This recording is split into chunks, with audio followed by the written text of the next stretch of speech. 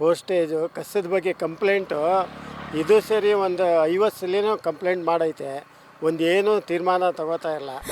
ಎಲ್ಲ ದುರ್ವಾಸನೆ ಮತ್ತು ಎಲ್ಲ ಸೊಳ್ಳೆ ಕಾಟಗಳು ಜಾಸ್ತಿ ಆಗ್ತಾಯಿದೆ. ಭಾಳ ಇಲ್ಲಿ ಓಡಾಡೋಕ್ಕೆ ಇವಾಗ ನೀರು ಬೇರೆ ಸೇರ್ಕೋತಾ ಇದೆ.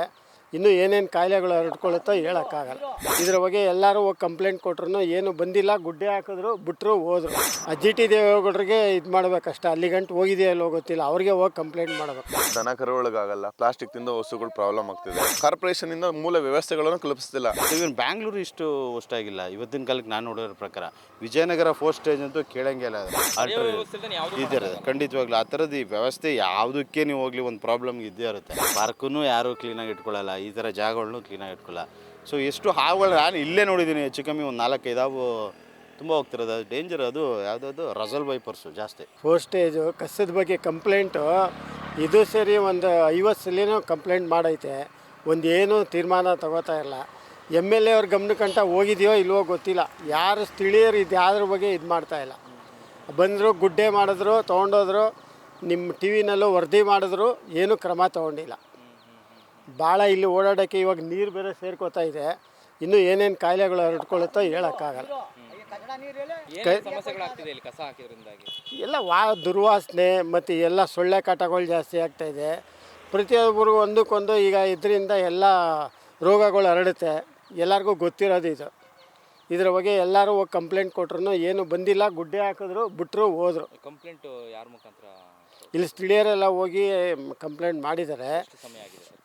ಕಂಪ್ಲೇಂಟ್ ಕೊಟ್ಟೇನೆ ಆಗಲೇ 2 ತಿಂಗಳು ಆಯ್ತೇನೋ. ಏನು ಕ್ರಮ ತೊಗೊಂಡಿಲ್ಲ. ಆ ಜಿ ಟಿ ದೇವೇಗೌಡರಿಗೆ ಇದು ಮಾಡಬೇಕಷ್ಟೆ. ಅಲ್ಲಿ ಗಂಟು ಹೋಗಿದೆಯಲ್ಲೋ ಗೊತ್ತಿಲ್ಲ, ಅವ್ರಿಗೆ ಹೋಗಿ ಕಂಪ್ಲೇಂಟ್ ಮಾಡಬೇಕು. ಫೋಸ್ಟೇಜ್ ಹಗರಣ ಅವ್ಯವಸ್ಥೆ ಆಗ್ಬಿಟ್ಟಿದೆ ಸರ್. ಜನಪ್ರತಿನಿಧಿಗಳಿಗಾಗಲ್ಲ, ದನ ಕರುಗಳಿಗಾಗಲ್ಲ, ಪ್ಲಾಸ್ಟಿಕ್ ತಿಂದ ವಸ್ತುಗಳು ಪ್ರಾಬ್ಲಮ್ ಆಗ್ತಿದೆ.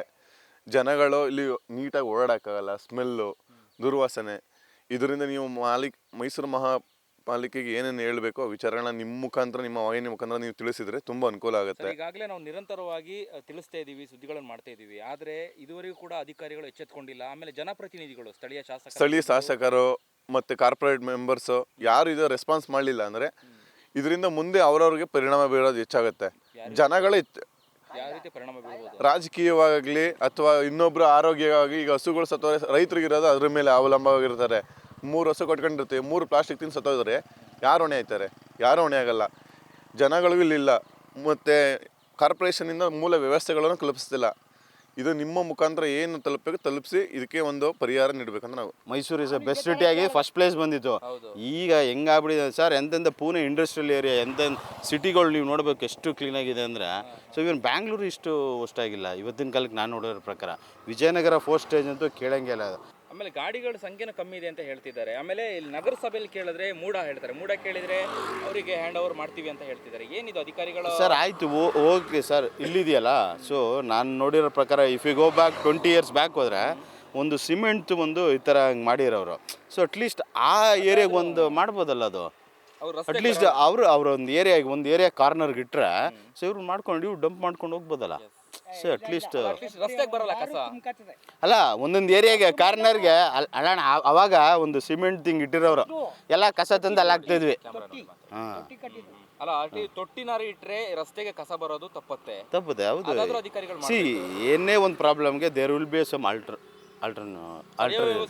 ಇದೇ ಖಂಡಿತವಾಗ್ಲೂ. ಆ ಥರದ್ದು ಈ ವ್ಯವಸ್ಥೆ ಯಾವುದಕ್ಕೆ ನೀವು ಹೋಗ್ಲಿ ಒಂದು ಪ್ರಾಬ್ಲಮ್ ಇದ್ದೇ ಇರುತ್ತೆ ಅದು. ಬಟ್ ಅದನ್ನು ಅವರು ಡಿಸಿಷನ್ ತೊಗೊಬೇಕು. ಆಮೇಲೆ ನಾವುಗಳು ಯೋಚನೆ ಮಾಡಬೇಕು. ಸೊ ಇದು ನಮ್ಮೂರು, ನಮ್ಮ ಜಾಗ ಕ್ಲೀನಾಗಿರಬೇಕು ಅಂತ. ಅದು ಯಾರಿಗೂ ಇವತ್ತುವರೆಗೂ ಪಾರ್ಕ್ ನೋಡಿ, ಪಾರ್ಕನ್ನು ಯಾರೂ ಕ್ಲೀನಾಗಿ ಇಟ್ಕೊಳ್ಳಲ್ಲ, ಈ ಥರ ಜಾಗಗಳನ್ನು ಕ್ಲೀನಾಗಿ ಇಟ್ಕೊಳ್ಳಲ್ಲ. ಸೊ ಎಷ್ಟು ಹಾವುಗಳು ನಾನು ಇಲ್ಲೇ ನೋಡಿದ್ದೀನಿ, ಹೆಚ್ಚು ಕಮ್ಮಿ ಒಂದು 4-5 ಹಾವು ತುಂಬ ಹೋಗ್ತಿರೋದು. ಅದು ಡೇಂಜರ್. ಅದು ಯಾವುದಾದ್ರು ರಸಲ್ ವೈಪರ್ಸು ಜಾಸ್ತಿ. ಈ ಥರ ಕೊಳಕಿದ್ರೇ ಜಾಸ್ತಿ ಅದು ರಸಲ್ ವೈಪರ್ ಬರೋದು. ಸೊ ವಿಷಕಾರಿ. ಅದಂತೂ ಮಕ್ಳುಗಳು ಇಲ್ಲಿಲ್ಲೇ ಆಟ ಆಡ್ತಾ ಇರ್ತಾರೆ, ಸೈಕಲ್ ಹೊಡಿತಾ ಇರ್ತಾರೆ. ನಾನು ನೋಡಿದಂಗೆ ಎಷ್ಟು ಹಣ ಇವತ್ತವರೆಗೂ ತುಂಬ ಇದೆ. ಸೊ ಇದೆಲ್ಲ ತುಂಬ ಡೇಂಜರು. ಬಟ್ ಜನಕ್ಕೆ ಯಾವ ಸೀರಿಯಸ್ ಇವತ್ತೂ ರೋಡಲ್ಲಿ ಹಿಂಗೆ ಹೋಗ್ತಿರುತ್ತಲ್ಲ ಈ ಥರ ಟಿಪ್ಪರ್ ಲಾರಿಗಳು ನೋಡಿ, ಅರ್ಧ ಜಲ್ಲಿ ಬೀಳ್ಸೋಗ್ತಾರೆ. ಆ ಬಿಸಿಲಿಗೆ ಟಾರು ಕರಗಿರುತ್ತೆ, ಅದ್ರ ಮೇಲೆ ವೆಹಿಕಲ್ ಓಡುತ್ತೆ, ರೋಡ್ ಹಾಳಾಗುತ್ತೆ. ಯಾರು ಬಿದ್ದಾಗ ಜನರುಗಳು ಕೇಳಬೇಕು, ಸರ್ ಯಾಕೆ ಮಾಡ್ತಿದ್ದಾರೆ ಕ್ಲೀನಾಗಿ ಟಾರ್ಪಲ್ ಹಾಕೊಂಡು? ಯಾರೂ ಕೇಳಲ್ಲ.